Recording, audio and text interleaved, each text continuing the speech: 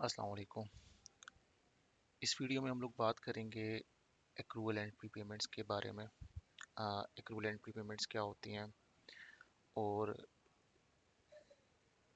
इनको टैकल कैसे किया जा सकता है, प्लस जब आपके पास एफएफए में या एफए2 में इसका कोई क्वेश्चन आएगा तो आपने उसको अटेम्प्ट कैसे करना है। और साथ ही साथ हम एक दो क्वेश्चन इस वीडियो में प्रैक्टिस भी करेंगे।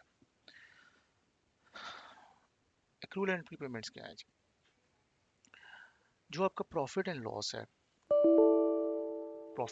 है, पीएनएल है, आपका प्रॉफिट एंड लॉस दो कॉन्सेप्ट के बेसिस के ऊपर बनता है, एक्रूवल कॉन्सेप्ट और मैचिंग कॉन्सेप्ट। ठीक है। अब एक्रूवल कॉन्सेप्ट और मैचिंग कॉन्सेप्ट के ऊपर बनता है। एक्रूवल कॉन्सेप्ट क्या है? एक्रूवल कॉन्सेप्ट ये है कि जिस पीरियड का जिस पीरियड की इनकम है, जिस पीरियड का एक्सपेंस है, जिस पीरियड की ट्रांजैक्शन है, जिस मंथ की ट्रांजैक्शन है, उस ट्रांजैक्शन को उसी पीरियड में, उसी मंथ में, उसी ईयर में रिकॉर्ड करो। Don't wait for cash to be received और cash to be paid. This is called accrual concept. तो आपका एक्रूवल कॉन्सेप्ट के ऊपर बनता है प्रॉफिट एंड लॉस, और दूसरा बनता है मैचिंग कॉन्सेप्ट के ऊपर। मैचिंग कॉन्सेप्ट क्या है? मैचिंग कॉन्सेप्ट ये है कि आप अगर 2020 की इनकम ले रहे हो तो आप उसमें से एक्सपेंसेस भी 2020 के ही लेस करो। तो profit and loss accrual concept के ऊपर ही बनता है, कैश बेसिस के ऊपर। बहुत सी कंपनीज बनाती हैं, but this is not right कि आप जब कैश रिसीव करोगे तो फिर आप तब ही उस ट्रांजैक्शन को रिकॉर्ड करो। अब फॉर एग्जांपल अगर मैं बात करूं तो हमारा रेंट है, रेंट एक्सपेंस है। तो हमने फ्रॉम लास्ट 3 मंथ्स रेंट पे नहीं किया, और हमने लास्ट 3 मंथ से रेंट पे नहीं किया, और जब हमने फोर्थ मंथ में रेंट पे किया तो हम क्या कर रहे हैं, फोर्थ महीने में, for example in the month of April, हम पूरे 3 महीनों के रेंट को एज एन एक्सपेंस चार्ज कर रहे हैं। So that is wrong. जनवरी में, फरवरी में, मार्च में आपका रेंट एक्सपेंस जीरो आ रहा है, और डायरेक्टली अप्रैल पे जाके वो 4 लाख रुपए आ रहा है। ठीक है। तो कैश बेसिस को हमने फॉलो नहीं करना। ठीक है। एक्रूवल बेसिस को फॉलो करना। एक्रूवल बेसिस अकाउंटिंग ये है कि जब आपकी ट्रांजैक्शन अकर होती है आप उसको उसी वक्त रिकॉर्ड कर लो, उसी टाइम, उसी मिनट। दूसरी बात यह कि आपका जो प्रॉफिट एंड लॉस है वो बनता है for fiscal year. Fiscal year का मतलब क्या है?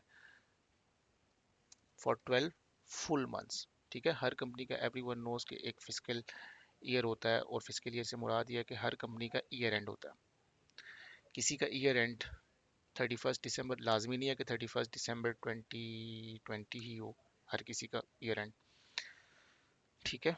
कोई भी मंथ हो सकता है, 31 अगस्त हो सकता है, 31 सितंबर हो सकता है, 30 सितंबर हो सकता है। ठीक है। कोई भी आपका मंथ आपका ईयर एंड हो सकता है। तो जो आपका ईयर एंड है, ठीक है, तो आप उसके फिस्कल ईयर के लिए प्रॉफिट एंड लॉस बनेगा। प्रॉफिट एंड लॉस हमेशा 12 मंथ्स का होगा।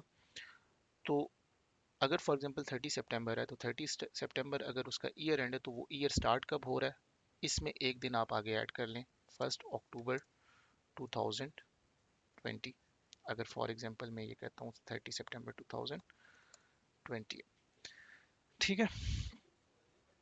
तो इसका कब हो रहा है? 1 सितंबर को हो रहा है अगर ये वाला है। ठीक है। और ये क्या है? 1 जनवरी 2020 सेम ईयर होगा। ठीक है। अगर 31 दिसंबर उसका ईयर एंड है तो आपने फिर वही 1 जनवरी सेम ईयर ही रखना है उसका ईयर एंड। अदरवाइज आप एक साल पीछे चले जाएंगे। अगर यहाँ पे 20 है तो यहाँ पे आप 19 करेंगे। ठीक है। अगर यहाँ पे 25 है तो यहाँ पे आप 24 करेंगे। ठीक है। ये तो पहली बात होगी। अब होता क्या है एक्रूवल एंड प्रीपेमेंट्स में? होता ये है कि एक्रूवल एंड प्रीपेमेंट्स में आपकी दो चीज़ें होती हैं। एक होती है इनकम प्रॉफिट एंड लॉस में, दूसरा होता है आपका एक्सपेंस। ठीक है। एक्सपेंस में आगे से दो टाइप्स हैं। ठीक है। एक्सपेंस में आगे से दो टाइप्स हैं, आपका एक्रूड एक्सपेंस और आपका प्रीपेड एक्सपेंस।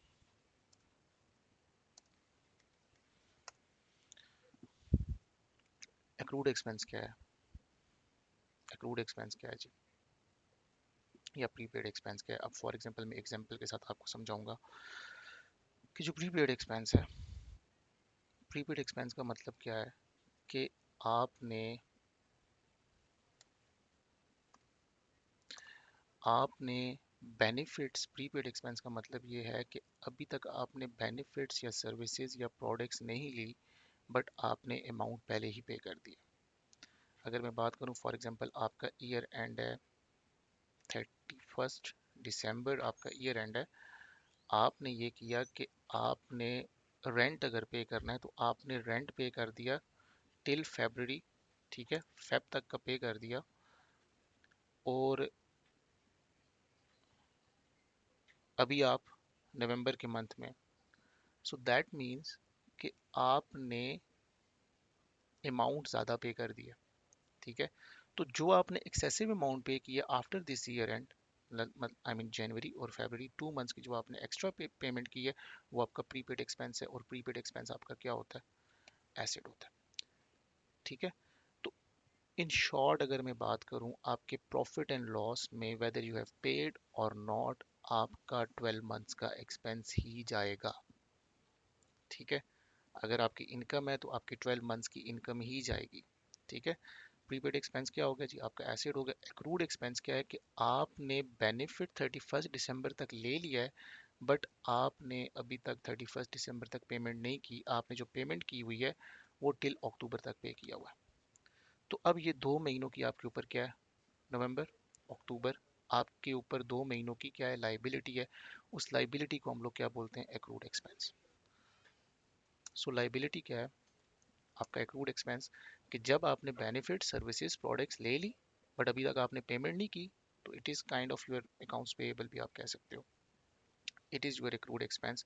प्रीपेड एक्सपेंस का मतलब क्या है कि आपने बेनिफिट्स सर्विसेज ले लिए बट आपने, सॉरी, बेनिफिट सर्विसेज नहीं लिए, आपने एडवांस में पेमेंट कर दी, बट बेनिफिट और सर्विसेज लेना अभी बाकी है, ठीक है।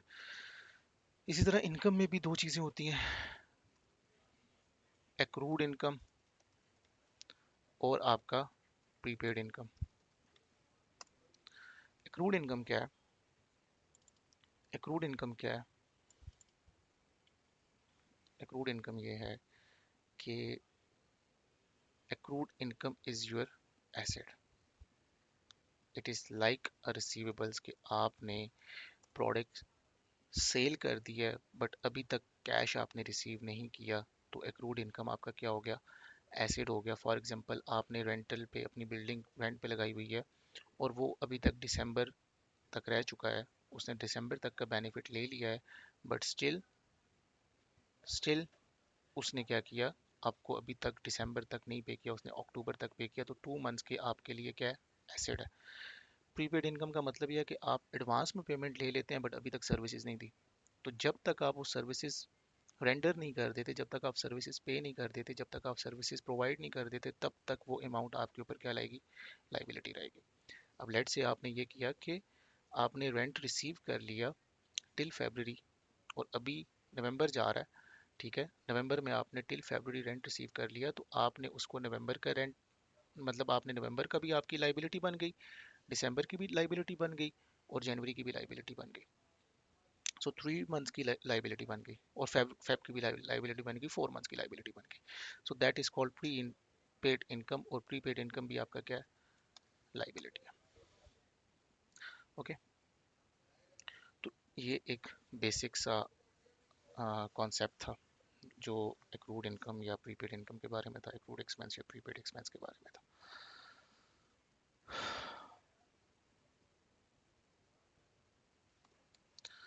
Okay, now what is going to happen with you in exams?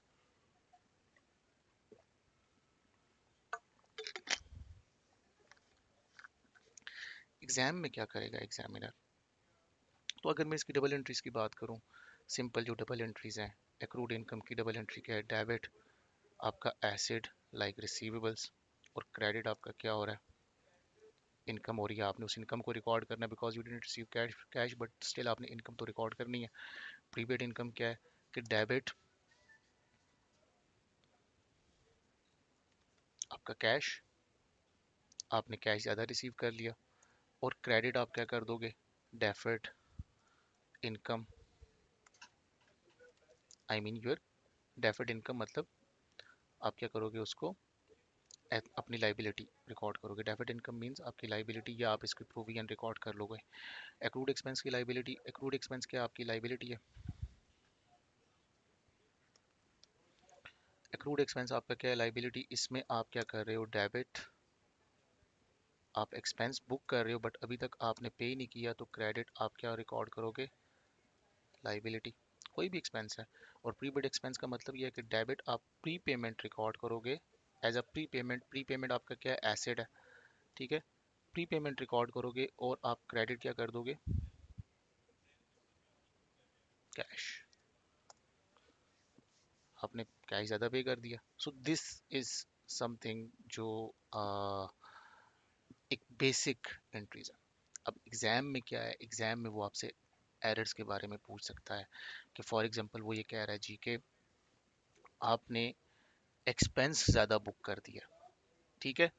आपने एडवांस पेमेंट की थी तो आपने एक्सपेंस ज़्यादा बुक कर दिया, तो उस केस में आप क्या करोगे, अपने एक्सपेंस को कम करोगे, क्रेडिट एक्सपेंस करोगे, और डेबिट क्या करोगे, डेबिट आप अपना प्रीपेमेंट करोगे इन केस ऑफ एरर, ठीक है। ये ओरिजिनल एंट्री होनी चाहिए थी, debit pre payment. For example 2 months का प्री पेमेंट, 2 मंथ्स का प्री पेमेंट, ठीक है। 2 मंथ्स का प्री पेमेंट है, और डेबिट आपने करना था एक्सपेंस, डेबिट आपने क्या करना था, एक्सपेंस करना था कितने मंथ्स का, 12 मंथ्स का, ठीक है। और क्रेडिट आपने कैश कर दिया टोटल 12 + 2, ठीक है, ठीक है, 14 मंथ्स का। बट आपने एरर ये किया,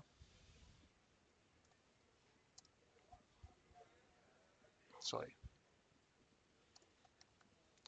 आपने एरर क्या किया, आपने एरर ये किया कि आपने जो एक्सपेंस था वो 14 मंथ्स का रिकॉर्ड कर लिया।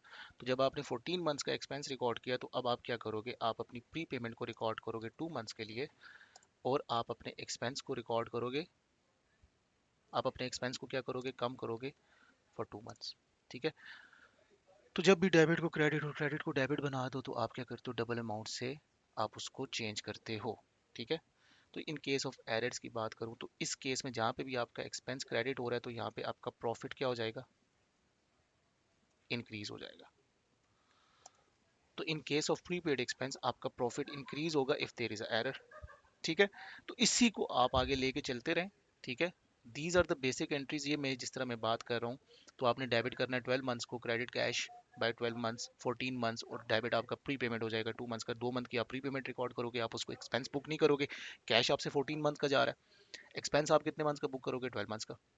For this year profit and loss, जो नेक्स्ट 2 मंथ्स है वो अगले साल के प्रॉफिट एंड लॉस में आप उनको पोर्ट्रे करोगे, ठीक है। Same goes for liability, same goes for prepaid income and accrued income and accrued expenses, ठीक है। तो मैंने शॉर्ट एंट्री लिखी है, तो यहाँ पे आप इसको ऐसे कर सकते हो समझाने के पर्पज़ के लिए, ठीक है। और अगर कोई एरर हो जाता है, तो जो हम लोगों ने एरर्स में पढ़ा था कि जो जब भी आप एरर कर देते हो, तो आपने अगर उसको डेबिट किया हो तो आप उसको क्रेडिट कर दोगे, अगर आपने उसको क्रेडिट किया हो तो डेबिट कर दोगे। तो जहाँ पे भी प्रॉफिट एंड लॉस क्रेडिट हो रहा होगा, तो वहाँ पे क्या है, आपका प्रॉफिट, जहाँ पे भी आपका एक्सपेंस क्रेडिट हो रहा होगा, तो दैट मीन्स आपके प्रॉफिट्स क्या हो रहे हैं, इंक्रीज हो रहे हैं।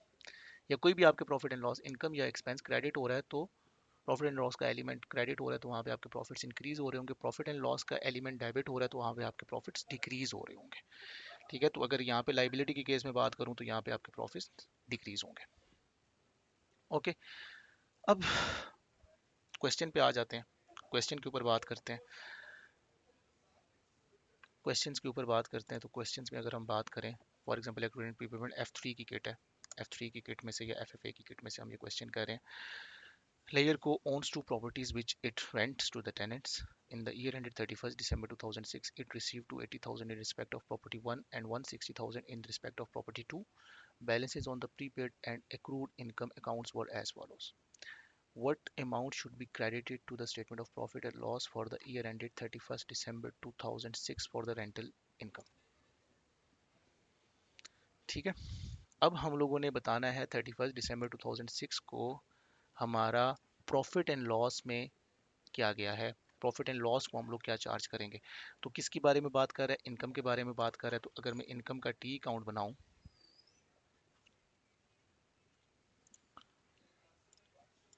तो एक साइड आपकी डेबिट,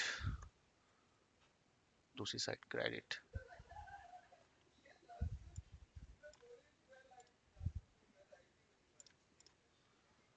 ठीक है, तो इन शॉर्ट अगर लाइबिलिटी है, अगर लाइबिलिटी है तो लाइबिलिटी किस साइड पे होगी, ब्रॉड डाउन। अगर आपका ब्रॉड डाउन किसका होगा, लाइबिलिटी कौन से, एक्रूड इनकम नहीं, प्रीपेड इनकम आपकी क्रेडिट साइड पे होगा। इसका अगर प्रीपेड इनकम का क्लोजिंग बैलेंस है तो वो किस साइड पे आ रहा होगा, प्रीपेड इनकम का डेबिट साइड पे आ रहा होगा। सेम, ठीक है। आपका brought down for accrued income आपका किस साइड पे आ रहा होगा, डेबिट साइड पे आ रहा होगा। इसका क्लोजिंग बैलेंस किस साइड पे आ रहा होगा, क्रेडिट साइड पे आ रहा होगा। ये सेम चीज़ आप एक्सपेंस के लिए भी बना सकते हो। ये इनकम के लिए, कोई भी इनकम है, किसी किस्म की भी इनकम है, ठीक है। Charge the profit and loss आपका किस साइड पे आएगा, डेबिट साइड पे आएगा। देखें, जब भी आप इनकम रिसीव करते हैं तो इनकम आपकी क्रेडिट होती है किसकी वजह से, कैश की वजह से। तो कैश आपका किस साइड पे आएगा, क्रेडिट साइड पे आएगा, इनकम के टी अकाउंट में। तो ये आप टी अकाउंट बना रहे हो दोनों केसेस के लिए, ठीक है। ये ब्रॉड डाउन, ये आपकी क्या है, ये आपका स्टेटमेंट ऑफ फाइनेंशियल पोजीशन के आइटम्स हैं, और ये आपका प्रॉफिट एंड लॉस का आइटम है। तो बहुत से केसेस में आप टी अकाउंट से क्वेश्चन सॉल्व कर सकते हैं, और बहुत से केसेस में एक हम अगला क्वेश्चन करेंगे तो वहाँ पे उस क्वेश्चन में उसके बारे में भी बात कर लेंगे, ठीक है। उस मेथड के थ्रू भी हम क्वेश्चन को सॉल्व करने की कोशिश करेंगे। अच्छा जी, 31 दिसंबर 2005 जी, 12,300 का प्रॉपर्टी वन प्रॉपर्टी टू का क्रेडिट बैलेंस है। अगर मैं यहाँ पे बात करूँ प्रॉपर्टी वन प्रॉपर्टी टू, ठीक है। तो जी 12,300 का क्रेडिट बैलेंस तो हमारा आ गया, 12,300 का क्रेडिट बैलेंस आ गया, ठीक है। 12,300 का क्रेडिट बैलेंस आ गया, और सेम प्रॉपर्टी का डेबिट बैलेंस है फॉर 31 दिसंबर 2006। 31 दिसंबर 2006 का अगर डेबिट बैलेंस है तो ये इस साल का क्लोजिंग है, इस साल का क्लोजिंग अगले साल का क्या होता है, ओपनिंग होता है। और अगर वो डेबिट साइड पे आ रहा है तो दैट मीन्स वो किस साइड का बैलेंस है, क्रेडिट साइड का बैलेंस है, ठीक है। तो यहाँ पे हम लोग इसको यहाँ पे लिखेंगे 13 14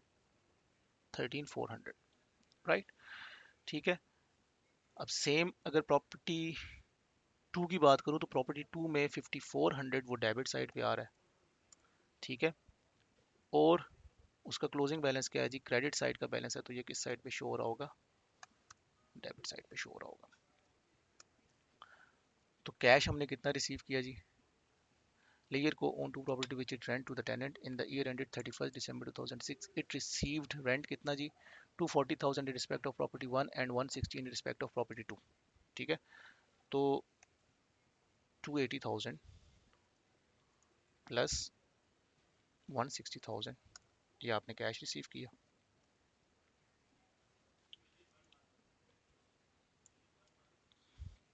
ये आपने कैश रिसीव किया।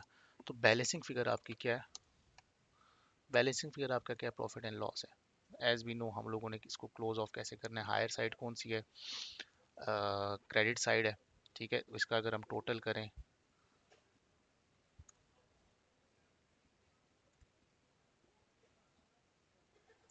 तो ये कितना 465,000 बन रहा है, 465,700 ये बन रहा है, दोनों साइडों पे लिखेंगे।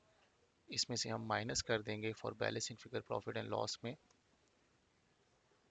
465 माइनस 54 माइनस 6700, 453 600, ये इसका आंसर है। अगर हम इसको देखना चाहें तो 453 600, okay. So this was the first one. अगर हम सेकंड क्वेश्चन की बात करें तो हम क्वेश्चन करेंगे 219, ठीक है। अब इसमें वो क्या बात कर रहे हैं, what figure should be included in the B Co's financial statements for the year ended 30 June 2006, ठीक है। अब जब कभी भी आपको इस तरह का क्वेश्चन आए तो आपके पास दो तरीके हैं। एक, आप इनकम और एक्सपेंसेस का टी अकाउंट बना सकते हो, और अगर आपको टी अकाउंट मुश्किल लग रहा है तो जिस अब जो पहला क्वेश्चन हम लोगों ने किया है उसमें इस जो अभी मैं करने लगा हूँ प्रोसेस, इससे जो है ना वो क्वेश्चन होना मुश्किल था। तो आपको थोड़ा सा एनालाइज करना पड़ेगा, देखना पड़ेगा कि कौन सा प्रोसेस आप कर सकते हो। ठीक है। अब वही सेम अकाउंट आप एक्सपेंस का भी बना लें, सेम इसी तरह एक्सपेंस का भी अकाउंट बन जाएगा, टी अकाउंट एक्सपेंस का भी बन जाएगा। उसमें सिर्फ फर्क ये होगा, जो कैश है वो इस साइड पे आएगा और प्रॉफिट एंड लॉस इस साइड पे आएगा, बाकी सेम चीज़ें। ठीक है। अच्छा, अगर मैं इस क्वेश्चन की बात करूं तो इस क्वेश्चन में let's say, okay, I have done this before तो it will not take time. अब वो बात कर रहे जी, ईयर एंड उसने हमें क्या बताया, 30 जून 2006। 30 जून 2006 ये मेरा ईयर एंड है, ये मेरा ईयर एंड है। ठीक है। तो अगर ये मेरा ईयर एंड है तो ईयर स्टार्ट कब से हो रहा है, 1 जुलाई 1 जुलाई 2005 से। ठीक है। तो 1 जुलाई 2005 से मेरे 30 जून 2006 तक क्या बन रहे हैं, 12 मंथ्स बन रहे हैं। तो जब कभी भी आपको इस तरह का क्वेश्चन आए तो हमेशा एक चीज़ याद रखिएगा, ईयर एंड पहले लिख लें अपने पास, ईयर एंड पहले नोट कर लें, ईयर एंड को पहले नोट कर लें कि ईयर एंड आपका क्या है। तो ईयर एंड हमारा 30 जून है, तो ये स्टार्ट कब होगा, 1 जुलाई 2005 को। इससे पीछे 12 मंथ्स को काउंट कर लें, या इसमें एक दिन ऐड करके और साल पिछला कर लें। ठीक है, दोनों केसेस आप इस तरह कर सकते हो। So this 12 months will go to profit and loss, these are the 12 months. ठीक है, फ्रॉम हेयर अगर आप काउंट करें, जुलाई, अगस्त, सितंबर, अक्टूबर, नवंबर, दिसंबर, जनवरी, फरवरी, मार्च, अप्रैल, मई, जून। ठीक है, 12 मंथ्स, 12 मंथ्स बन रहे हैं आपके। ठीक है, तो 12 मंथ्स का प्रॉफिट एंड लॉस बनता है। ठीक है। अब हो क्या रहा है जी, हो ये रहा है, डिटेल ऑफ बी को insurance policy are as follow, premium for the year ended 31 March 2006, paid April 2005। कहते हैं जी हम लोगों ने प्रीमियम पे किया इंश्योरेंस का। अब हमारा ईयर एंड और इंश्योरेंस कंपनी का ईयर एंड क्या है, डिफरेंट है। अब इंश्योरेंस कंपनी का ईयर एंड वो कहता है जी 31 मार्च 2006 तक हम लोगों ने पे किया, वो हमारे ईयर एंड में आ रहा है जी, बिल्कुल आ रहा है। हमारा ईयर एंड 30 जून है, तो दैट मीन्स हमने यहाँ तक पे किया। ठीक है, यहाँ तक पे किया, हमारे इस ईयर एंड में 31 मार्च 2006 तक पे किया। और कब पे किया, अप्रैल 2005 में। हमने अप्रैल 2005 में पे किया, तो अप्रैल से लेकर 12 मंथ्स उनका ईयर एंड बन रहा था, तो 12 मंथ्स के लिए हम लोगों ने कितनी अमाउंट पे की, 10,800। 10,800 की हम लोगों ने अमाउंट पे की। अब दिस 10,800 क्या है, 10,800 क्या है जी, 10,800 हमारे इस साल के जो हमारा ईयर एंड है, इस 10,800 में से कितने महीने फॉल कर रहे हैं उसमें, हमने ये देखना है। तो अगर मैं बात करूं तो इस वाले ईयर एंड के कितने महीने हमारे अपने ईयर एंड में फॉल कर रहे हैं, आई मीन इंश्योरेंस कंपनी के जो ईयर एंड 12 मंथ्स है, फिजिकल ईयर है, उसके कितने महीने हमारी कंपनी के ईयर एंड में फॉल कर रहे हैं। तो अगर मैं बात करूं तो कहाँ से, जुलाई से ऑनवर्ड मैंने काउंट करना है, जुलाई, अगस्त, सितंबर, अक्टूबर, नवंबर, दिसंबर, जनवरी, फरवरी, मार्च। सो 9 मंथ्स हमारे क्या हो रहे हैं, इस महीने में काउंट हो रहे हैं, इस साल में काउंट हो रहे हैं। तो 9 मंथ्स का जो हमारा इंश्योरेंस का प्रीमियम का एक्सपेंस होगा वो 10,800 वाली अमाउंट से आएगा। तो बाकी का जो एक्सपेंस होगा वो अगली वाली अमाउंट से आएगा। अब कह रहे हैं premium for the year ending 31 March 2007, paid April 2006। कहता है जी हम लोगों ने 31 मार्च 2007 तक पे किया, कितनी अमाउंट पे की, 12,000, मतलब पूरे साल की पे की। हमें किस ईयर एंड का बताना है, 30 जून के ईयर एंड का बताना है। तो जो 30 जून तक पे हुई है वो तो हमारा इस साल का एक्सपेंस है। जो हम लोगों ने एक्सेसिव अमाउंट पे किया वो हमारा क्या है, अगर मैं बात करूं ऊपर जाके, तो वो हमारा क्या है, प्रीपेमेंट है। और प्रीपेमेंट हमारा क्या है, एसिड है। ठीक है, यहाँ पे हम लोगों ने बात की थी ऊपर। ठीक है, तो वो हमारा क्या है, एसिड है। तो हम लोगों ने आगे पे किया 12 मंथ्स के लिए, कब पे किया, अप्रैल 2006 में पे किया, टिल 31 मार्च 2007। तो 12 महीनों के लिए फिर पे किया, कितनी अमाउंट की पे की, 12,000 पे की। अब इस 12,000 में से 3 मंथ्स का तो हमारा इस साल का एक्सपेंस है, बाकी के 9 मंथ्स हमारा क्या है, हमारा अगले साल का एक्सपेंस है। तो इस साल 30 जून को ये हम लोग अपने स्टेटमेंट ऑफ फाइनेंशियल पोजीशन में एज एन एसेट रिकॉर्ड करेंगे। Asset mean pre payment record करेंगे। तो अब कैलकुलेट करने की बारी आ जाती है। तो अगर मैं कैलकुलेट करूं तो कितनी 10,800 है, 10,008 9 मंथ्स मेरा इस साल का प्रॉफिट एंड लॉस में जाएगा। बाकी जो उसने पे किया वो पिछले साल के प्रॉफिट एंड लॉस में गया, वो पिछले साल के प्रॉफिट एंड लॉस में गया। जो पिछले 3 महीने थे इससे पीछे वाले, 1 जुलाई से पीछे वाले 3 महीने थे, वो पिछले साल के प्रॉफिट एंड लॉस में गए। इस साल के प्रॉफिट एंड लॉस में कितना जाएगा, 1 जुलाई से ऑनवर्ड जाएगा। तो 10,800 मल्टीप्लाई बाय 9 डिवाइड बाय 12 करूँ, मल्टीप्लाई बाय 9 डिवाइड बाय 12, ठीक है। या मैं आपको इसके सामने 10,800 मल्टीप्लाई बाय 9 डिवाइड बाय 12 करूँ, तो 8100, 10,800 में से 9 मंथ्स का इस साल के प्रॉफिट एंड लॉस में एज एन एक्सपेंस जाएगा, ठीक है। अगली पेमेंट उसने की 12,000 की पूरे साल के लिए। अब वो कब उसने पे की, 31 मार्च 2006 को पे की, ठीक है। तो अप्रैल, मई, जून, ठीक है। यहाँ से अप्रैल, मई, जून, ठीक है। 3 महीने का इस 12,000 रुपये में से, $12,000 में से इस साल का एक्सपेंस है, और बाकी जो एक्सेसिव अमाउंट हम लोगों ने पे किया वो अगले साल का एक्सपेंस है। बट इस ईयर एंड पे 30 जून को जो हम लोग बना रहे हैं बैलेंस शीट, इस बैलेंस शीट में हम इसको as a prepayment count करेंगे। और जैसे जैसे हर महीना गुजरता जाएगा हम लोग प्री पेमेंट्स को कम करते जाएंगे और उसको हम अपना एक्सपेंस बनाते जाएंगे। लाइक इन नेक्स्ट मंथ 1 जुलाई को हम लोग क्या करेंगे, 9,000, 9,000 में से हम लोग क्या करेंगे, 9,000 में से एक महीने को हम लोग क्या बना लेंगे, एक्सपेंस बना लेंगे, ठीक है। फिर एक महीने को एक्सपेंस बना लेंगे, फिर एक महीने को एक्सपेंस बना लेंगे, ठीक है। तो 12,000, 12,000 मल्टीप्लाई बाय 3 मंथ्स का हम लोगों ने पे किया, डिवाइडेड बाय 12 करेंगे तो हमारे पास 3,000 आ जाएगा। तो टोटल प्रॉफिट एंड लॉस में क्या जाएगा, 8100 प्लस 3,000, ये हमारे 12 महीनों का पूरा हो गया, तो ये हमारा आता है 11,100। This will charge to profit and loss. अब हमने 31 मार्च तक पे किया था, कब से, 1 अप्रैल से लेकर 31 मार्च 2007 तक पे किया था, अगले ईयर एंड तक की बात कर रहे हैं। हमारे इस ईयर एंड में तो वो चीज़ें नहीं आ रही, तो जो हमने अगले ईयर एंड का पे किया तो वो हमारा क्या बन जाएगा, एज अ प्री पेमेंट। वो कितने महीने बनते थे, अप्रैल, मई, जून, जुलाई, अगस्त, सितंबर, अक्टूबर, नवंबर, दिसंबर, जनवरी, फरवरी, मार्च, ठीक है। ये हमारा जो अगला ईयर एंड है वो 30 जून तक है। तो लाइक हमारा नेक्स्ट ईयर एंड कब होगा, 30 जून 2007, राइट। 30 जून 2007, तो 1 अप्रैल से उसने पे किया, यहाँ से 1 अप्रैल से उसने पे किया। तो 1 अप्रैल से अगर वो पे कर रहा है तो अप्रैल, मई, जून, जुलाई, अगस्त, सितंबर, अक्टूबर, नवंबर, 1 अप्रैल 2006 से वो पे कर रहा है, ठीक है। तो ये 9 मंथ्स बनते हैं, ठीक है। अगर आप इसको काउंट ऑफ करें तो ये 9 मंथ्स बनेंगे। तो 12,000 में से 9 मंथ का क्या है, आपका प्री पेमेंट है, ठीक है। तो मल्टीप्लाई बाय 9 डिवाइड बाय 12 करेंगे तो ये आपकी एज अ प्री पेमेंट आपका एसेट बुक होगा on the phase of balance sheet.